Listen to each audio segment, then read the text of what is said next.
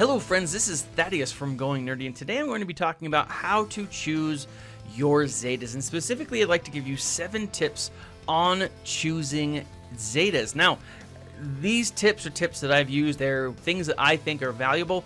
By no means are they an entirely comprehensive list of what you should or should not be doing, but I do think they are the strongest things that you need to be doing in order to choose the right Zeta for you. And say, guys, if you do have a tip that's not listed here, please leave a comment in the section below. The feedback that you guys provide does help other players, so keep that in mind, and please feel free to leave a comment in the section below. The first tip I'd like to just mention is know how to farm Zetas. That's obvious, right? In the game, there are a number of different ways to farm Zetas. You can buy them through the fleet token redemption program, or whatever you want to call it. You can get them through different events. Territory Wars gives you up to 3 or 1 Zeta at a time. They run every other week pretty much, and so that's potentially 6 Zetas right there if your team wins. If not, it's 2, for each attempt. Even us losers who lose from time to time get Zetas, which is still kind of nice. You get at least 1 from, if you can log in all 30 days, 31 days, you can get up to 2 per month. Additionally, there are 3 chances per week to get ability mats, to get a Zeta ability mats from your fleet challenges, right? From your ship challenges. Now, if that is the case, and if the gods of RNG are with you, then you can get 4, potentially 4 a day, up to 3 times a week, which is 12. Now, because the gods of RNG hate us mortals, it is not likely. I just rolled both of my fleet challenges for today and got 0 Zetas. Now, that is very likely. Rolling 12, I think the odds of that per week are just astronomically impossible. Maybe not impossible, but highly improbable. I just don't believe that it happens or has happened. But it is a possibility, and because it is a possibility, I have to add it here. Know how you're going to get Zetas, which leads me to my second tip. Create a timeline for how long it takes you to get Zetas. Now, what does that mean? That means look at the calendar of the month. Are you going to be seeing a Wicket event? Do you have Wicket 7-star? Because if you do, and you can do the Wicket event, that means you can potentially get an additional Zeta. Same thing with Mother Talzin. Same thing with a number of the other mythic events. Some of the other events out there do provide Zetas. Now, sometimes they only provide Zetas on the first attempt at the event, which is fine, but keep that in mind, because if you haven't been able to get a Zeta from an event because you haven't been able to defeat a certain tier, but you're close to getting to that, understand where you are and work towards that, so that when the next time it comes around, you can get that Zeta, right? Understand how well you're going to be doing in the fleet arena so that you can unlock the different abilities, so that you can unlock a different amount of fleet tokens to get Zetas. If you can take first place in fleet arena, I can't. I don't do it. I don't put enough attention into my fleet. If I were to, I don't know, maybe refresh a couple of times, I think I possibly could. I've got some pretty good ships. I've got a really deep roster. But if you can do that, if you can take first place, that is 1,800 fleet shipment tokens or fleet tokens per day, which means every other day you can buy a Zeta mat. Every other day you can buy a piece of material, right? That means every 2 days you can possibly, maybe every 3 days you can buy 2. Now that's going to cut down your farming time. That's going to cut down the time it takes you to farm. If, again, the gods of RNG are with you, that could bring the total time it takes you to unlock a Zeta from anywhere between probably like 6 days to, I don't know, 2 weeks at the very most. Now, if you're an aggressively farming character or person who wants to get the Zetas as quickly as possible, then yeah, you know that every 2 weeks you're going to get a Zeta. For me, it's every 2 to 3 weeks. I'm aggressive, but really when it comes to the ship abilities, I fluctuate, or I stand somewhere in the 50 to 100, which provides me 1,250 fleet arena tokens per day. Now, if I were to pay more attention, if I were to get higher, if I were to be more aggressive during my payout time, I could raise that, which means I could decrease the time that it would take me to farm Zeta mats. Once you've created that timeline, you will understand how quickly or how slowly you're going to be getting your next Zeta. If you're a new player, just know that it's going to take you some time. Give it a month, give it 2 months, and you can probably get there. If you're not a new player, then you should have a pretty solid understanding of how long it takes you. Now, with that, you have to understand the choice that you're going to make. Now, this means a few different things. This means you have to understand that if you are choosing a character that you're not going to play with very often, that might not be the best character choice, right? If you're choosing Darth Maul because he's great in territory battles, but your focus is arena, probably not solid. Probably not the best choice, because you're not going to get the most bang for your buck, right? You're not going to get your return on investment that you put in, right? What you want to do is you want to choose a toon who kind of fits into a number of different areas. And what I mean by that is there are some characters who are more beneficial to Zeta than others. If you look at SWGOH.gg, you can look at the Zeta report. You can look and see which Zetas people have chosen. You can look at which Zetas have the most number of players who have used that Zeta or who've put a Zeta on that ability. Number 1, CLS. Number last is like Rose. And that's funny because like if I were to check it today, I would fully believe that Rose is the last player. I still think there's characters out there, there's enough players out there who are whales, who are gonna unlock Young Han, who are gonna unlock Vandor Chewie, and they're gonna throw on the ability. They're gonna throw on those abilities. There's just not enough people who are willing to put it on Rose or Holdo, right? Rose, last time I checked, had 80 Zetas on her ability. Of the hundreds of thousands or millions of people who play this game, 80 is a pathetic number, right?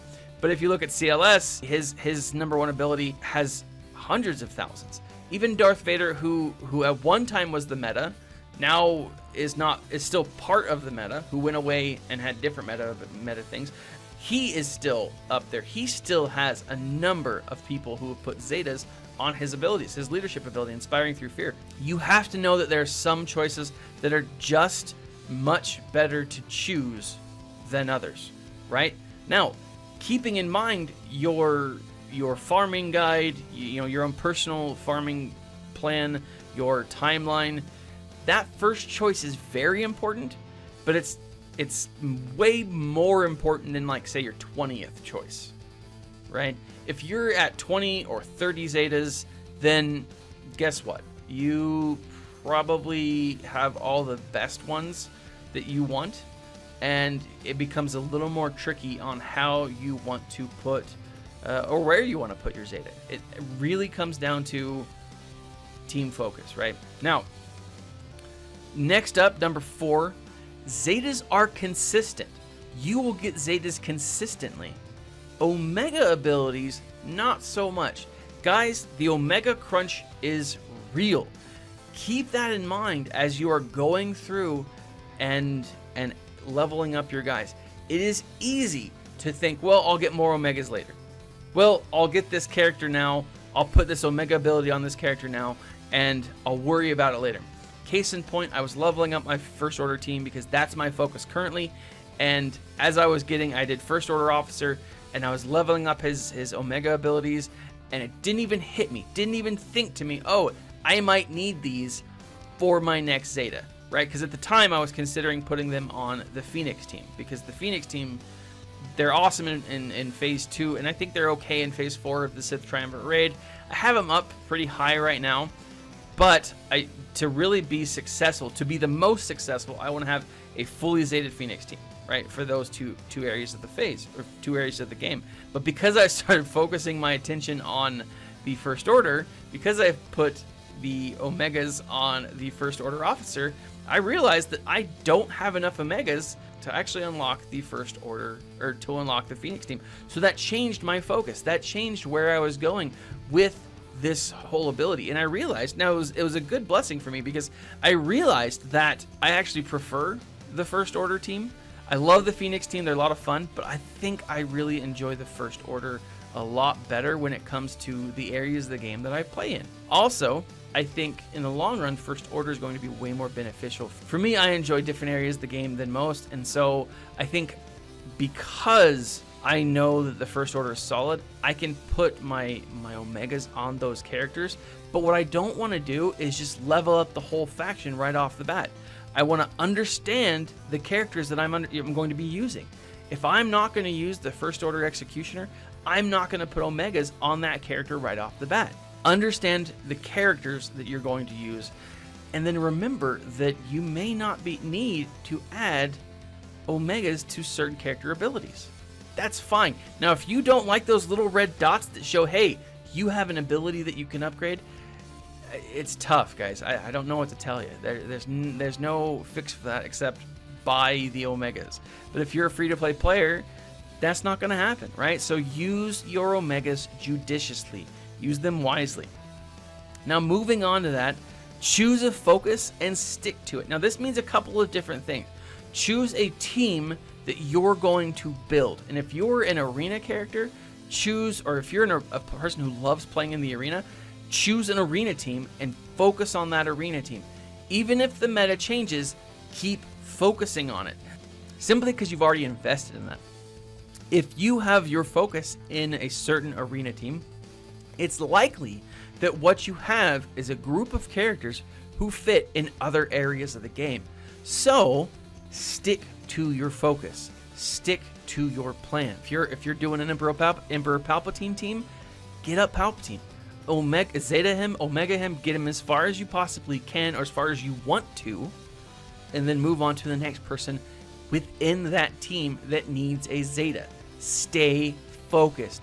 This game is all about material allocation. It is all about how you choose and where you choose to put your resources, right? That is so important. Also, focus on the area that you're intending. If you're not an arena character, or if you're not an arena player, focus on the area that you're choosing. So I like I mentioned earlier, I am a person who loves to do the raids. I love seeing a team solo on auto the Rancor. I think it is so much fun. I think it's awesome. I love to try out different teams and different variations.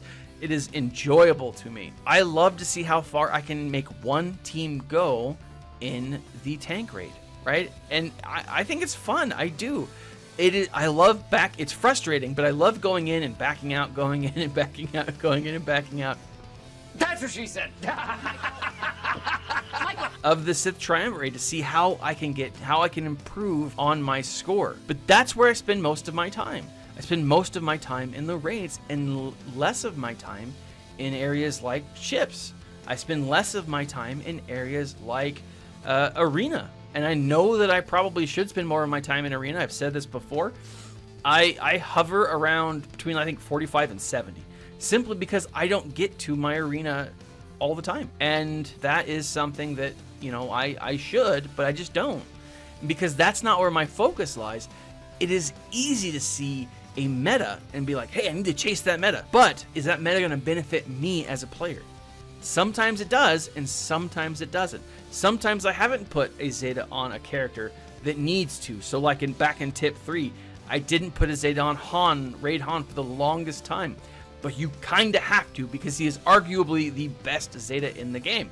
Because without Raid Han, I mean, he's in so many different areas of the game that are beneficial, that are important, that you need, that it's kind of hard not to have a Zeta on his abilities. The next tip that I want to give you is be familiar with the toon mechanics that you are considering. Play around with that character and that ability. Go look at some YouTube videos. There's a lot of great YouTube videos by game changers and by other players who are just passionate about the game, who understand a mechanic.